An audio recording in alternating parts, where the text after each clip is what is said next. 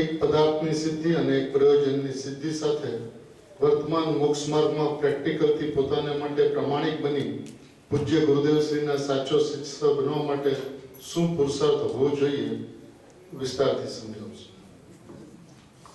जिनवाणी के अंदर में अपन ने विषय लिया था कि प्रतिपादन की जो शैली है उसके अंदर में एक तो बात आती है द्रव्य गुण पर्याय की व्यवस्था की बात, और एक बात आती है प्रयोजन की सिद्धि की बात, पदार्थ की सिद्धि और प्रयोजन की सिद्धि। अब यदि द्रव्य गुण पर्याय की व्यवस्था, जैसे अकर्ता का अपना विषय चला, अभी भाई साहब ने लिया कर्ता कर्म का विषय चला, तो ये सारी व्यवस्था यदि उसके ज्ञान में न हो तो काम नहीं बन सकता।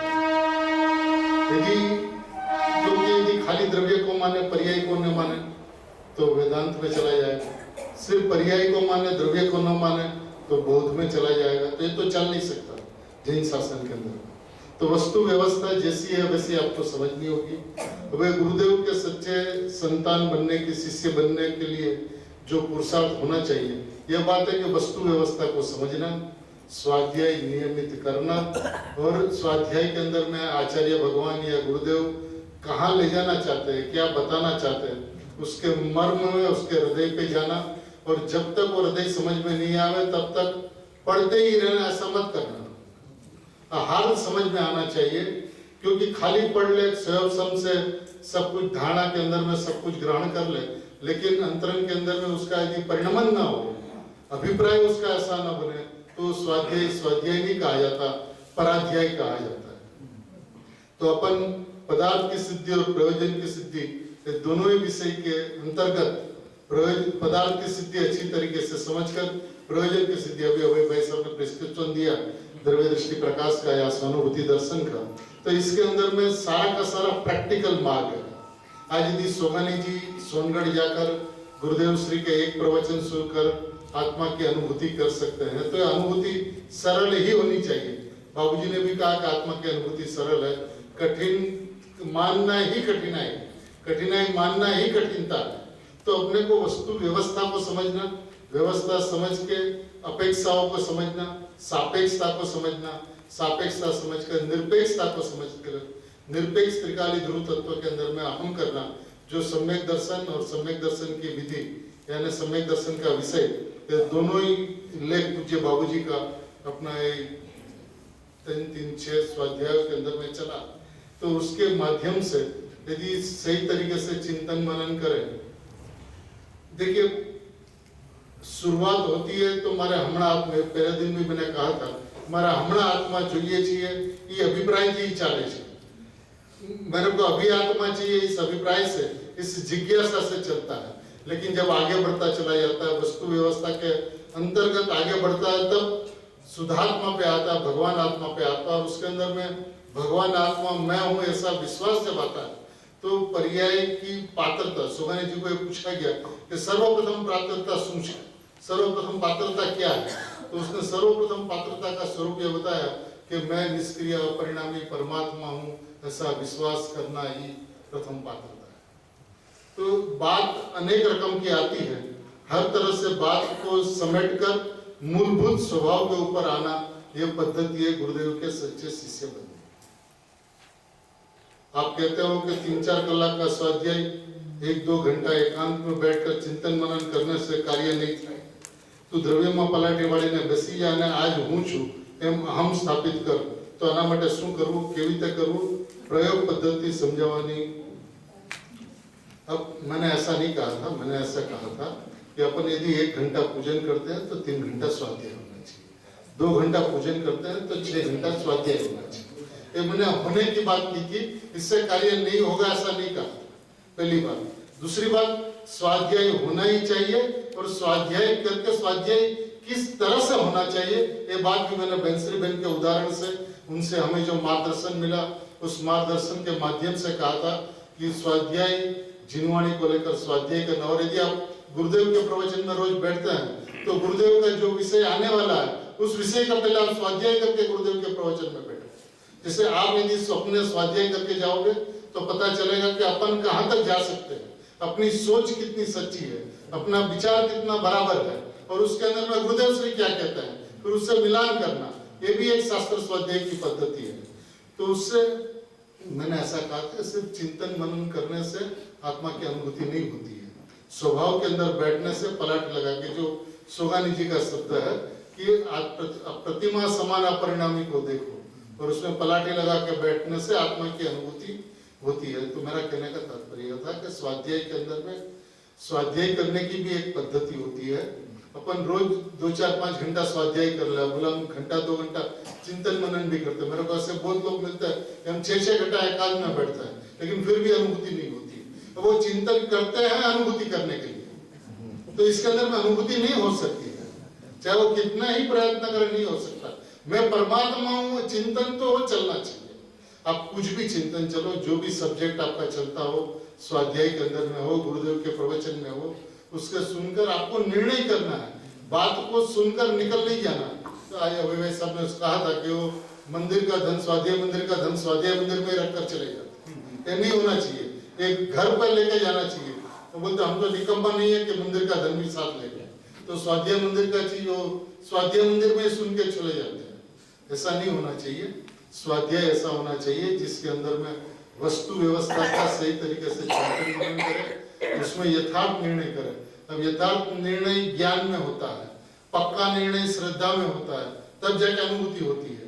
अब ज्ञान की व्यवस्था और श्रद्धा की व्यवस्था, अब श्रद्धा की सारी व्यवस्था तो दोनों ही दिनों अपने स्वाध्याय के अंदर में चला। अब ज्ञान की व्यवस्था जो बाबूजी का चौथा अंतिम लेख है, उसको अपन कल स्वाध्याय करेंगे तो उससे विदित हो जाएगा। जो चैतन्य ध्रुव सत्ता है, ऐसा कैसे मानने में आवे, ऐसा स्वीकार कैसे आवे। श्रद्धा का विषय में पर्याय का प्रवेश कैसे मिटे। आग्रह क्या रहता है, सवाल एक बार फिर से दोहराइए तो अच्छा रहेगा। ऐसा आग्रह रहता है कि भाई श्रद्धा के विषय में पर्याय रहे, ऐसा आग्रह क्यों रहता है? पर्याय मिलाने का आग्रह। ये तो प्रमाणाभास का लोभ है, प्रमाण का लोभ है। इसी के वजह से श्रद्धा के विषय में भी वो पर्याय को मिलाना चाहती है।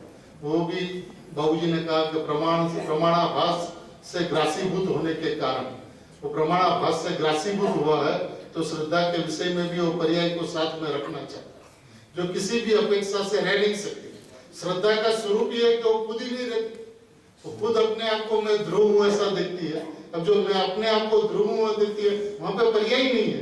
सम्यक दर्शन में सम्यक दर्शन की पर्याय को कोई जगह नहीं।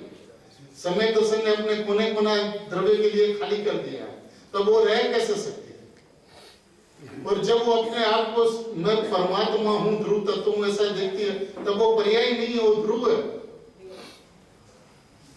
उसलिए द्रव्य पर्याय का ज्ञान नहीं होता, आत्मा का ज्ञान होता है। लेकिन जब विकल्प पे आ जाता है, तब पता चलता आनंद आया था, आनंद चला गया, तो पर्याय चली गई, तो पर्याय का व्यय हो गया, द्रव्य यूं का यूं रह गया। तब विकल्प में आने के बाद इसका भास होता, अनुमान होता है। वास्तविकता जब अनुभव होता है तो बस स्वसंवेदन के अलावा, निर्विकल्प स्वसंवेदन के अलावा कुछ नहीं होता। आनंद ही आनंद, कोरा आनंद ही आनंद, सोगानी जी के शब्दों में कोरा आनंद ही आनंद, बिना विकल्प का कोरा आनंद ही आनंद। ये बस अनुभूति की मोहर है, बिना विकल्प का कोरा आनंद ही आनंद। पत्र में है बहुत सुंदर बात। देखिए सोगानी जी इस युग के ऐसे पुरुष हुए, यदि मैं अंगत में गुरुदेव के शब्दों को यदि सबके सामने रखूं, तो गुरुदेव श्री का कहना यह था कि अपना दुर्भाग्य था कि सोगानी जी ज्यादा नहीं जिए। यदि और कुछ समय जिए होते तो अपने को 6-7वें गुणस्थान में झूलने वाले मुनिराज का शायद दर्शन हो जाता। एक बार तो ऐसा बोले, कभी कभी उनको यदि दिन में 6-7 बार अनुभव हो जाता हो तो कोई आश्चर्य नहीं। बहुत निरपेक्ष वृत्ति, मैंने कहीं पे किसी भी परिस्थिति की कोई परवाह नहीं रहती थी। शराब हो गया तो पता ही नहीं चला। अब बच्चे लोग बोलते कि बाबा देखिए आपका क्या हुआ, खून बह रहा, तब तो पता चलता। तो वस्तु की स्वभाव की धुन तो ऐसी होनी चाहिए, स्वभाव की मस्ती ऐसी होती है, और उस मस्ती की मस्ती में सारा का सारा काम होता है।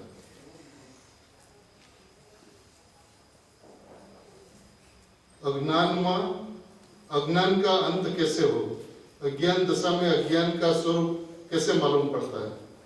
अब अज्ञान के अंदर में अज्ञान है ऐसा पता कहाँ चलता ज्ञानी को मिल सकता है? हाँ? ज्ञान है ऐसा पता तो ज्ञानी को चलता है। नहीं, ये अज्ञानी को ऐसा विकल्प नहीं आता कि हम परतंत्र है, स्वतंत्र हो, हम गुलाम है, हमको स्वतंत्रता चाहिए।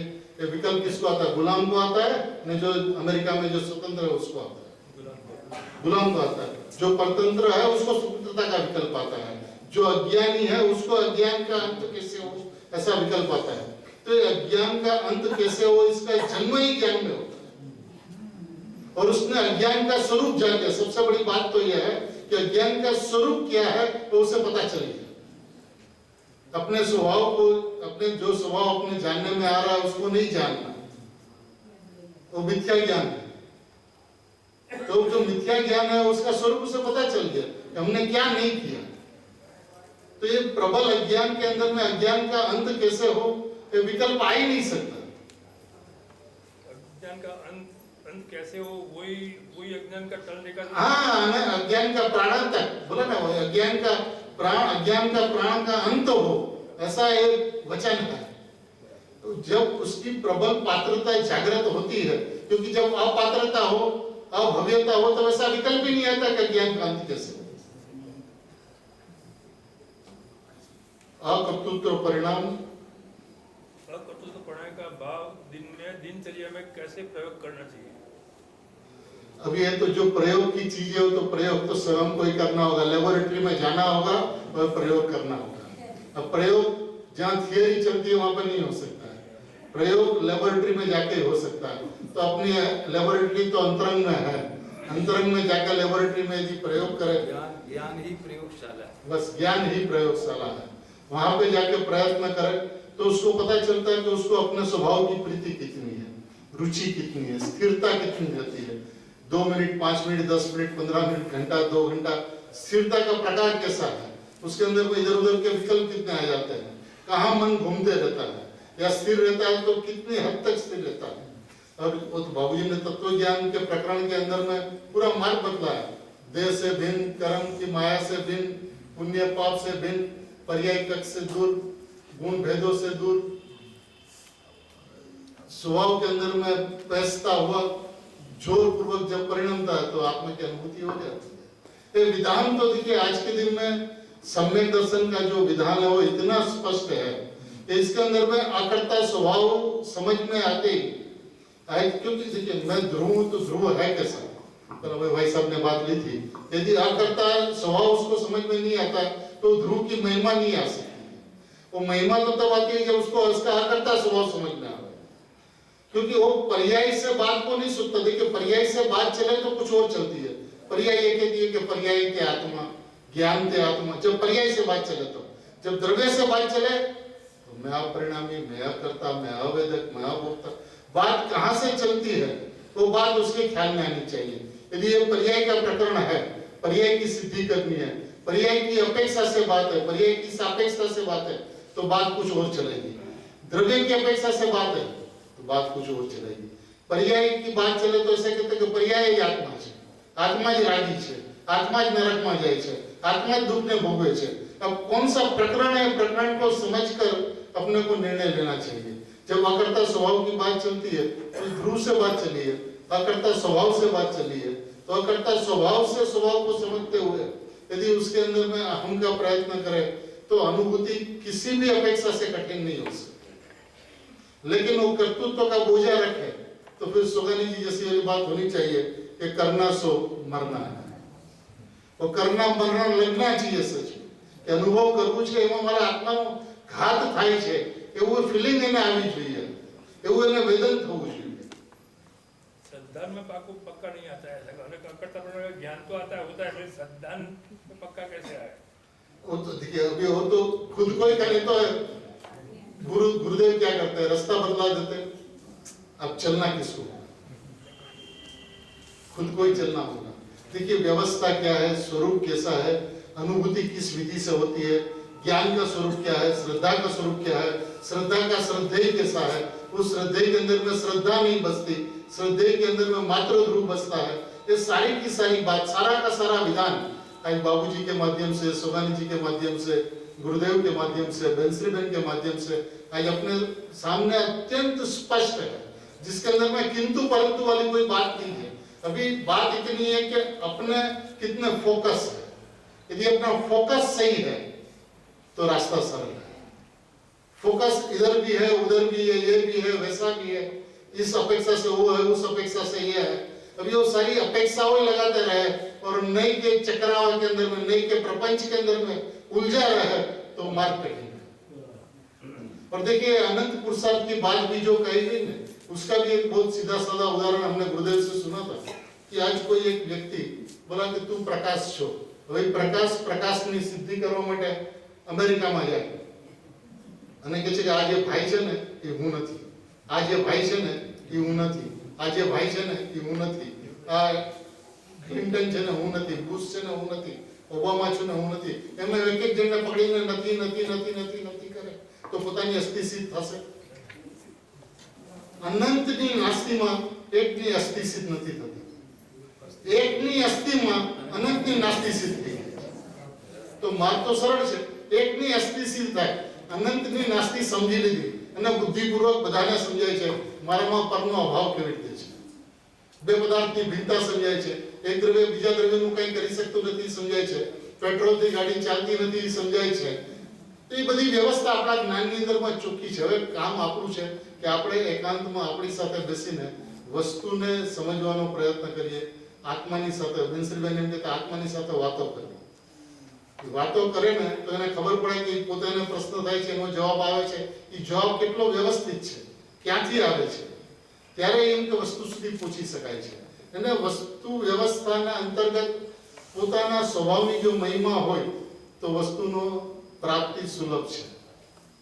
કારણ કે આજ જો સુલભ ન હોય તો ગુરુદેવ જેવા પુરુષ ભરત ક્ષેત્રમાં આવત જ નહીં। आज जीवनी जो पात्र આપણે સમજી લીધું છે કે આ કઠિન છે। जो सही में यदि आत्मा की अनुभूति कठिन होती तो गुरुदेव को महाविद्या से भरत क्षेत्र आने की कोई जरूरत ही नहीं थी। तो क्यों आए? सिकंदर भगवान ने क्यों भेजा? हम सबों के लिए भेजा ना। आज सबको तत्वों की प्रीति है, रुचि है, प्रेम है, समर्पणता है, समझने के लिए सब समय एकदम एकाग्र चित्त से इसको समझने के लिए तत्पर रहते हैं। अभी अपन फोकस सही होगा तो मार्ग सरल। इतना डिस्कशन का मुझे जो सार लगा, गुरु का ज्ञान तो मार्ग दिखाएगा, निज का ज्ञान निज के काम आएगा। और माने जब तक भाव भ्रमण का, जन्म मरण का हमें दुख ही नहीं लगता हो अथवा विषयों में सुख भाषित होता रहेगा तो आत्मा में सुख और उसकी महिमा नहीं आएगी। ये बात पक्की है।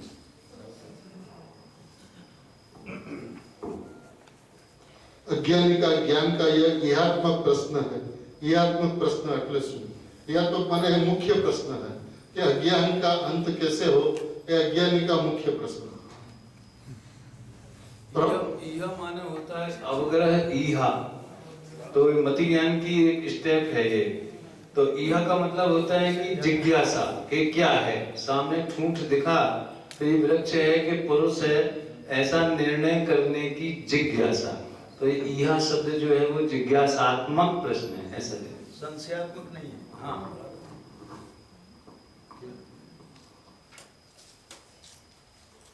हम वही ध्रुव ने थोड़ा समझाओ। तो बाबूजी ने बात पूरी की पूरी समझा दी, कुछ बाकी नहीं रखा। अब आप मेरे लिए इस बात को बाकी मत रखो। इसका स्वाध्याय करना चाहिए। चैतन्य की चहल पहल का आद्योपांत एक एक पंक्ति से करते हैं, स्वाध्याय करना चाहिए। गुरुदेव से एक बार ऐसा सुना था जब द्रव्य दृष्टि प्रकाश का तीसरा भाग बाहर पढ़ा था और एकांत में गुरुदेव खुद स्वयं उनका जब स्वाध्याय करते थे तो गुरुदेव का कहना यह था कि इस युग के अंदर में जो आत्मार्थी हो उसको प्रथम से अंत तक और अंत से प्रथम तक द्रव्य दृष्टि प्रकाश का स्वाध्याय करना चाहिए। चैतन्य की चहल पहल भी ऐसी ही आध्यात्मिक शास्त्र है, पुस्तिका नहीं है, लेख नहीं है, ऐसा शास्त्र है जिसके अंदर में आत्मा की पूरी व्यवस्था, दृष्टि का विषय किस तरह से ज्ञान श्रद्धा में आता है ये बात स्पष्ट हुआ।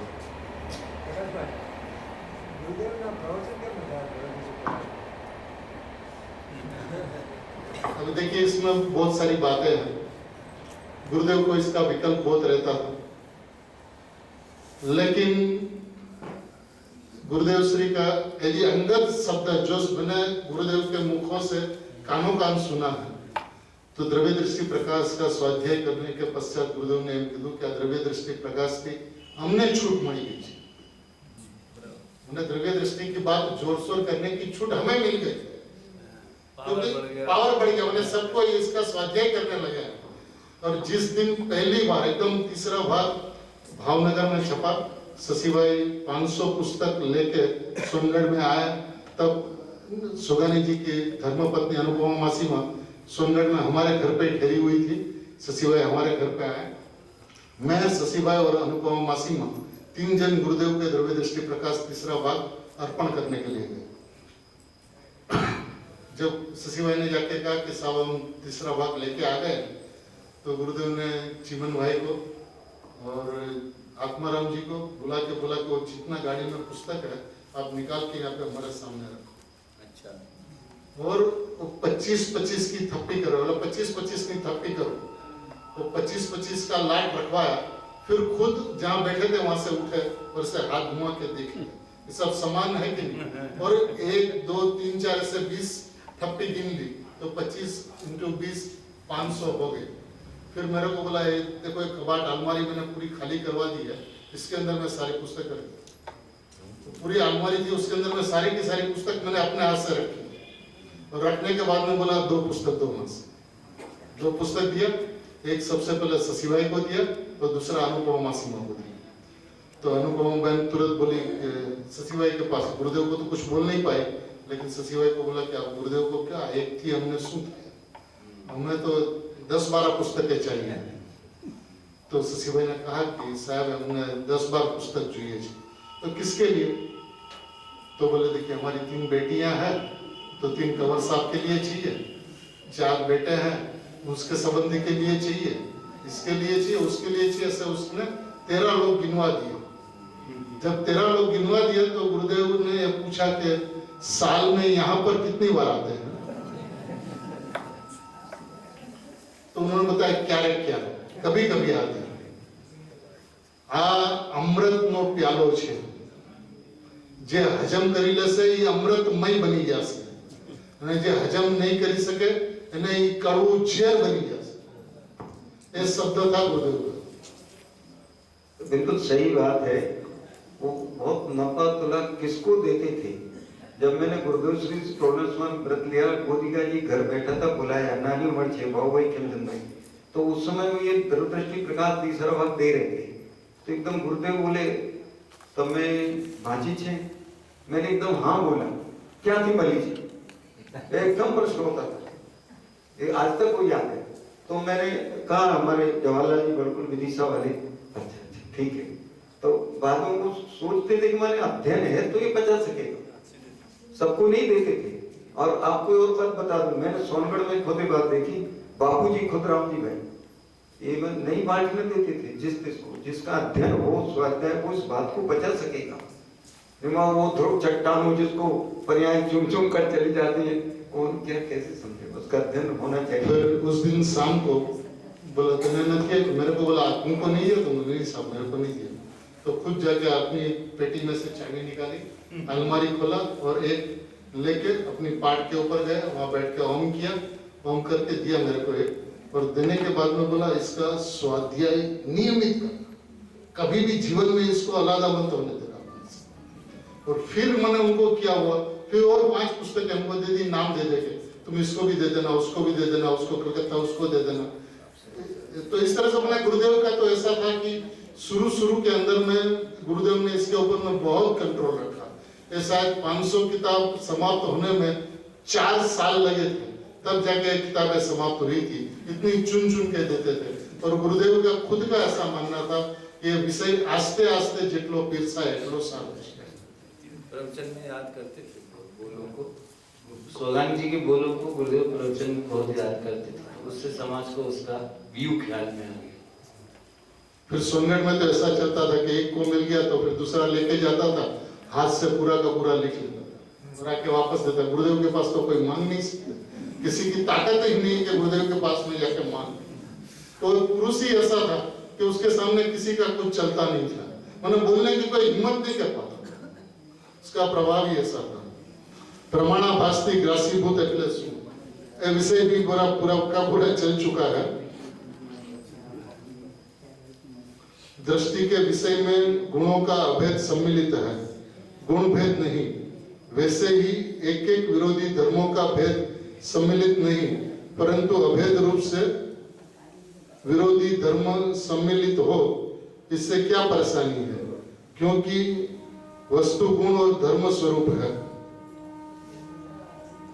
गुरुदेव श्री के किस शास्त्र में कौन सी गाथा प्रवचन में दृष्टि के विषय में विरोधी धर्म शामिल न होने का कथन आया है, वही तो मेरे को भी पता नहीं है कहाँ पे आया, लेकिन मैं एक प्रमाण बाबूजी का दे सकता हूँ, जो बाबूजी ने आज से कुछ टाइम पहले मेरे मोबाइल के अंदर में है, कि जिसके अंदर में बाबूजी ने बात स्पष्ट की है कि धर्म और दृष्टि का विषय के अंदर में शामिल नहीं होता।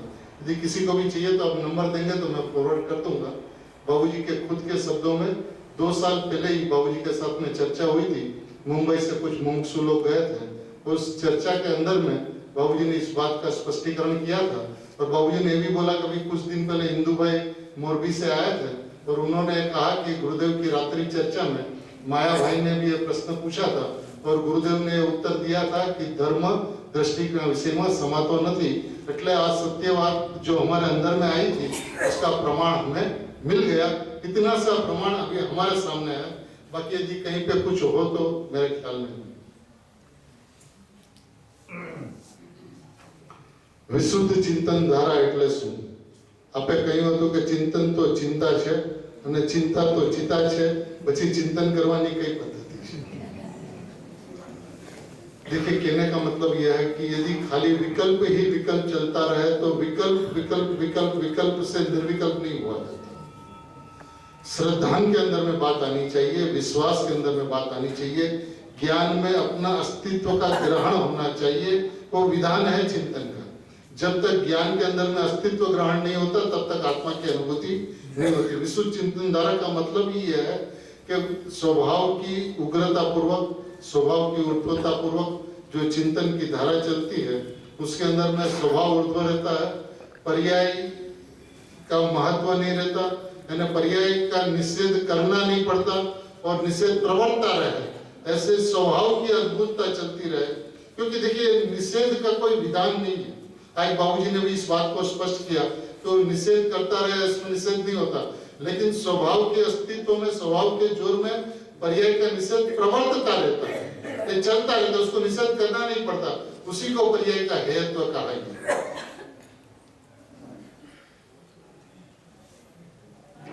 आपे કહ્યું હતું કે ધારણા ચિંતનના કામમાં નથી આવતી તો અનુભવમાં કેવી રીતે કામમાં આવે, એનો અર્થ શું?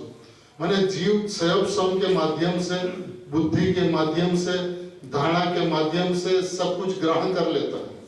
बुद्धि के अंदर में सारी की सारी बात बैठ जाती है और जैसी बात बैठी है ऐसा आपस में चर्चा विचारणा भी कर लेते हैं, आपस में तत्व चर्चा इत्यादि भी कर लेते हैं, लेकिन खाली धारणा में बिठाने से काम नहीं होता।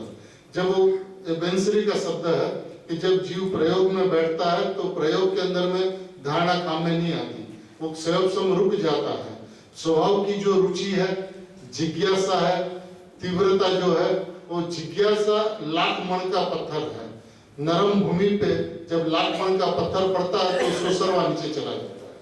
तो मैं परमात्मा तत्व हूँ, ऐसी वस्तु की समझ यदि सही तरीके से हो तो खाली चिंतन चिंतन चिंतन माने चिंतन का मतलब यदि विकल्प चलता रहे तो उससे काम नहीं होता।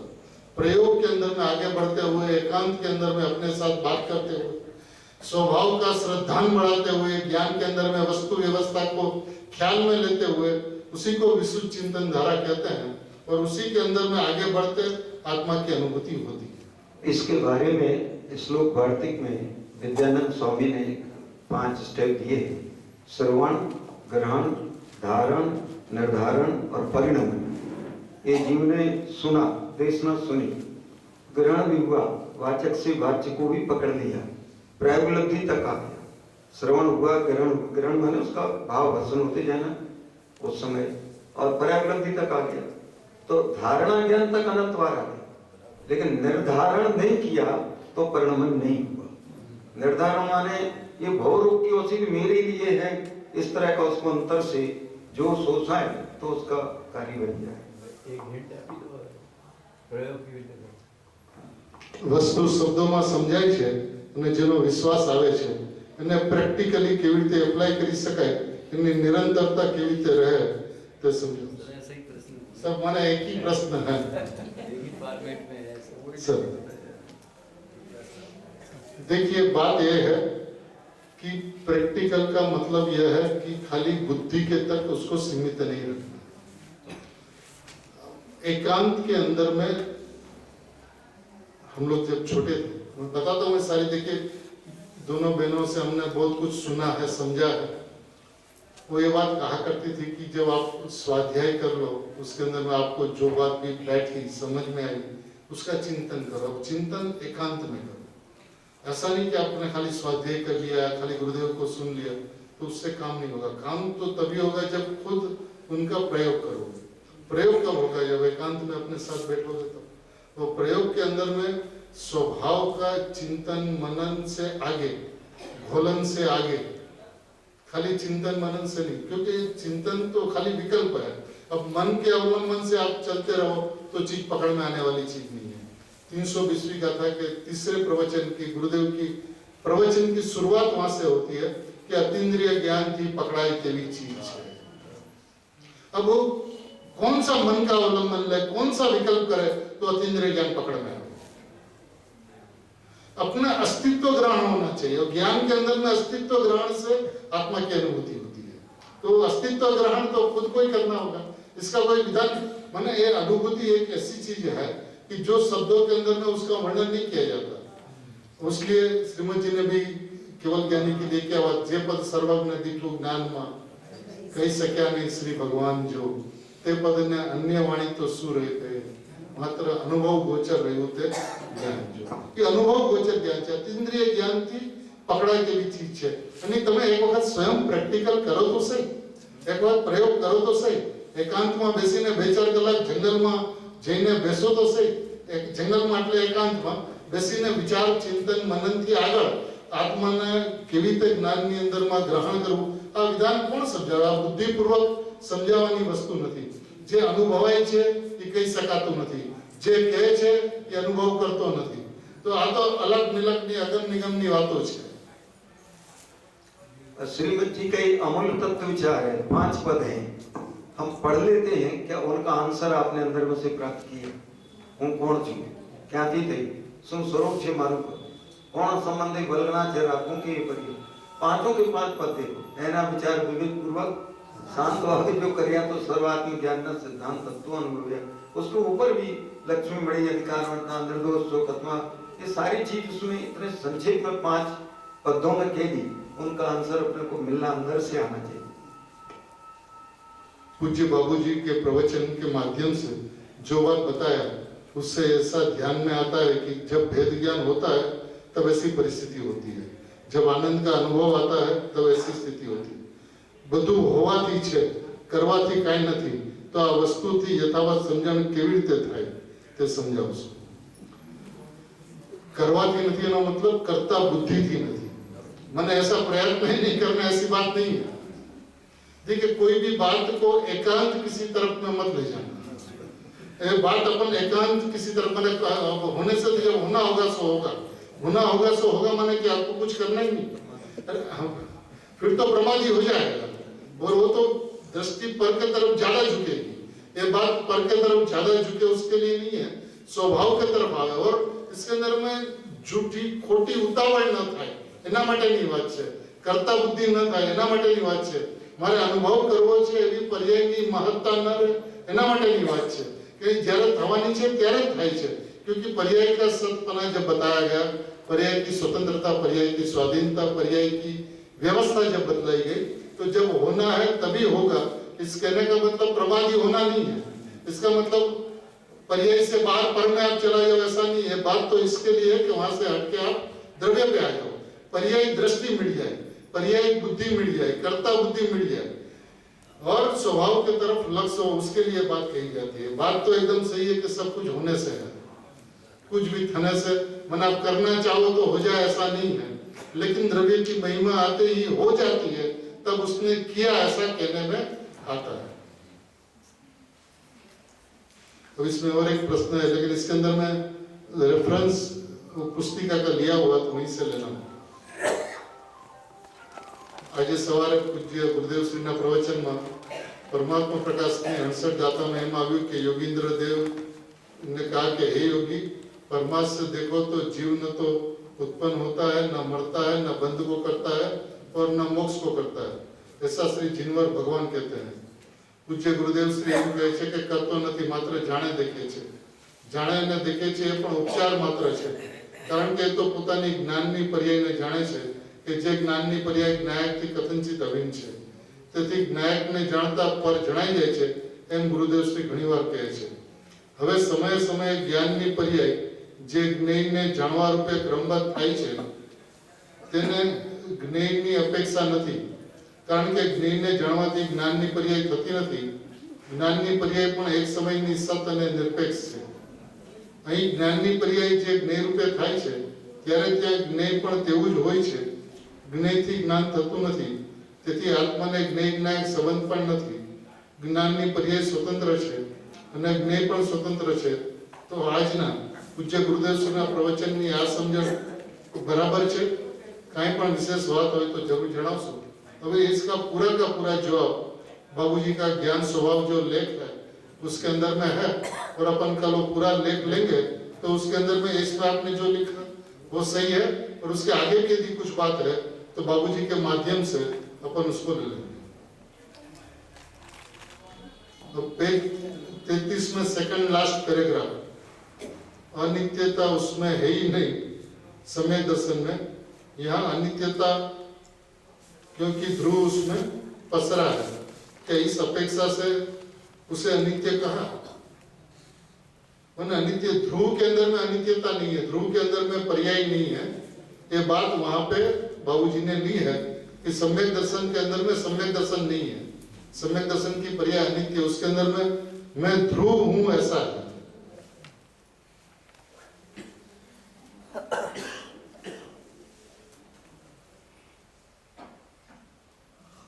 भाव स्वरूप ज्ञान और स्वसंवेदन ज्ञान में क्या अंतर है? अचक्षु मानस दर्शन क्या है? सविकल्प संवेदन निर्विकल्पता में जाता है। आत्म जागृति और आत्मा की श्रद्धा एक ही है। आत्मा का अवग्रह या उपास धारणा में क्या है? अनुभूति के पटल मनस से आत्मा का वेदन होता है तो आत्मानुभूति में जाता है।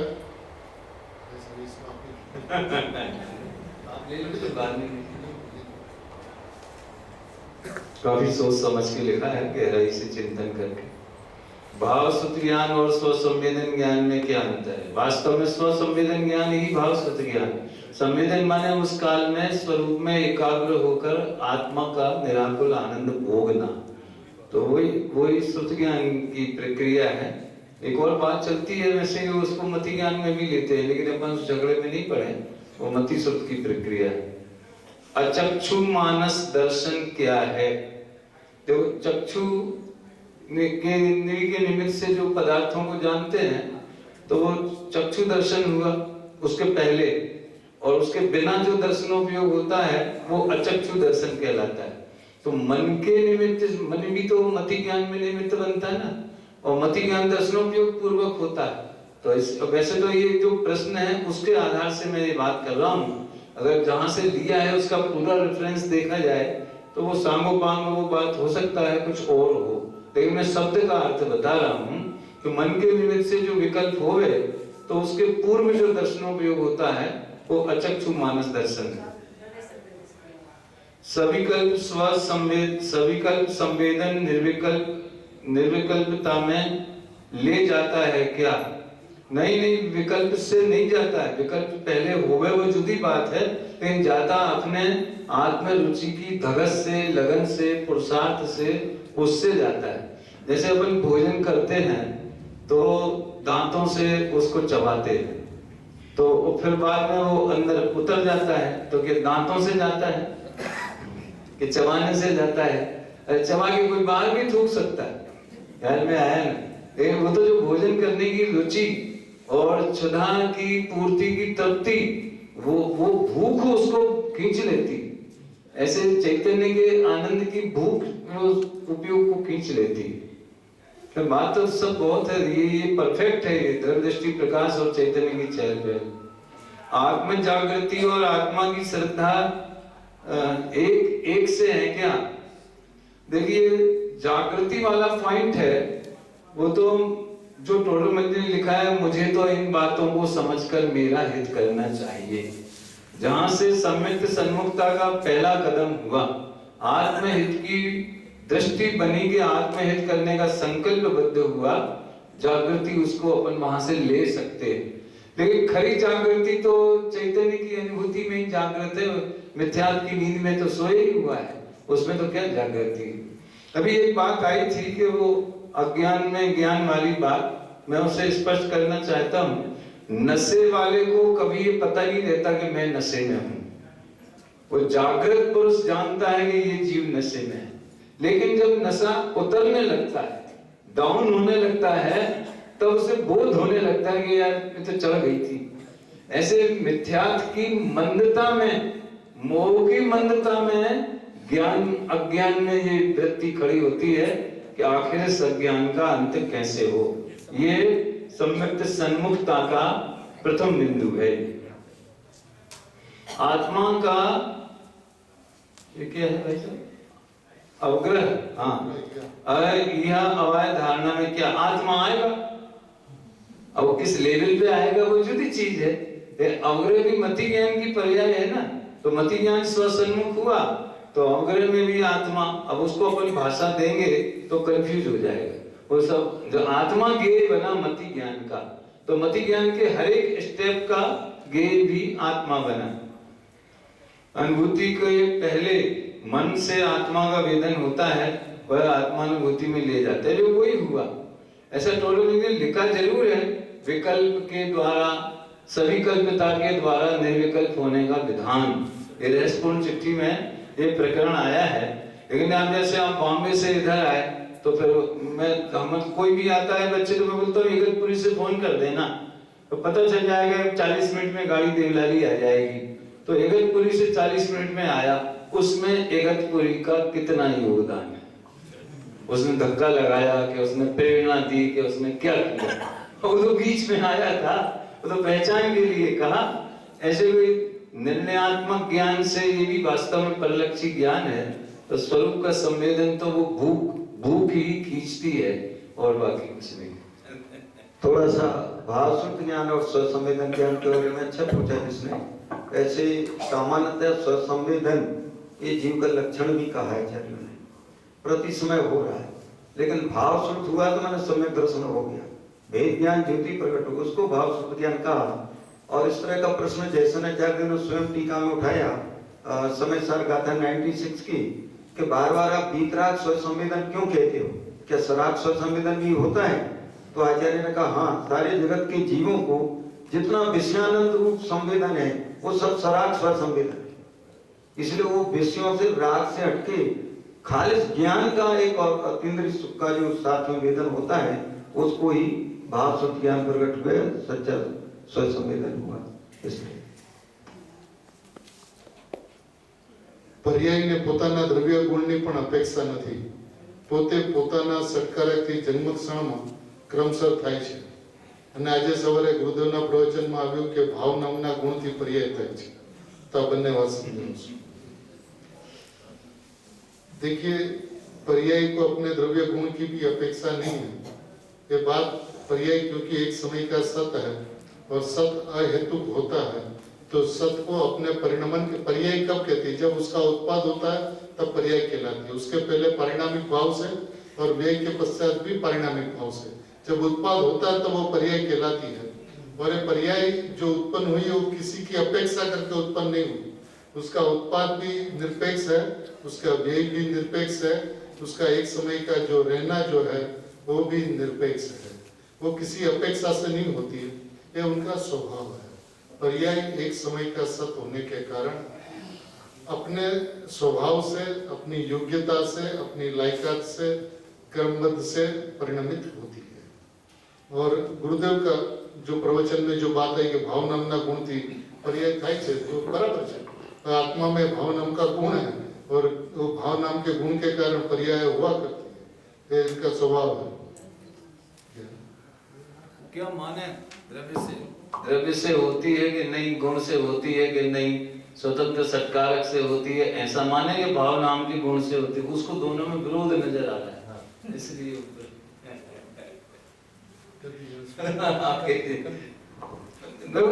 अपेक्षा है दोनों तरफ से, पर से नहीं। एक बात गुरुदेव बहुत बोलते हैं कि पर्याय सत्कारक से होती है तो उसमें उसकी तत्समय की योग्यता और स्वतंत्रता दिखानी, और जब द्रव्य परिणमता है या गुण परिणमता है तो पर की पर्याय नहीं है, इसी द्रव्य की है, ये दिखाना।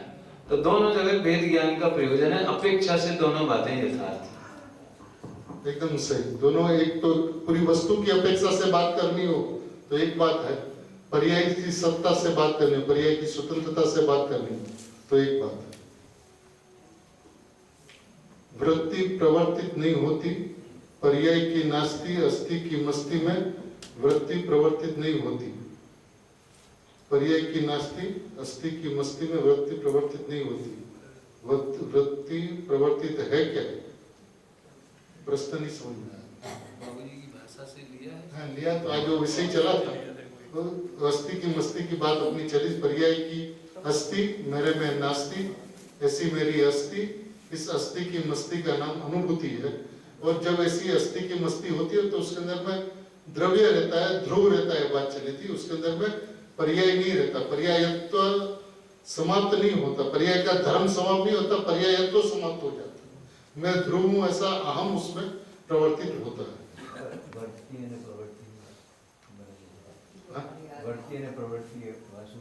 वृत्ति और प्रवृत्ति में क्या अंतर है? बोलिए। कुछ शब्द ऐसे होते हैं, वृत्ति, प्रवृत्ति, प्रकृष्ट वृत्ति। और वृत्ति का अर्थ अगर हम रागात्मक लेते हैं तो वो कहते हैं ऐसा वृत्ति आपकी नहीं होना चाहिए। या वृत्ति तो जब स्वानुभोग की दशा में गए ना तो वहाँ कहते हैं ये वृत्तियां तो रुक जाती हैं, तो कोई पर्याय या वो नहीं दिखता, एक शाश्वत वहाँ पर ध्रुव ही उसका रहता है, तो वो उस प्रकार की वृत्ति रुक जाती है। वृत्ति माने बढ़ना, होना, बस इतना ही। और प्रवृत्ति माने उसमें आपका उपयोग का जोड़ करके कि मैं परिवर्तन कर रहा हूँ, ऐसा भी अर्थ निकलता है। कभी कभी गुरुदेव प्रवृत्ति का अर्थ पर्याय करते थे और वृत्ति का अर्थ अभिप्राय भी करते थे। तो बात कहाँ पे क्या बात है, एजेंडा पे क्या है, विषय क्या है, स्पष्ट क्या करना है, उसके ऊपर सारे के सारे अर्थ निर्भर करते हैं। अभी आज समय हो गया। बोलो परम कृपाळु अनंत उपकारी श्री सद्गुरु देवनो, गुरुदेव श्रीना परम परम उपकारनो, हम बाळपणा तारणहार श्री कहान गुरुदेवनो, भाव संसाરના આતાપથી છોડાવા મહાવિદ્યથી ભરતમાં પધારનાર કહાન ગુરુદેવનો જય હો, વિજય હો, કહાન ગુરુદેવ જય।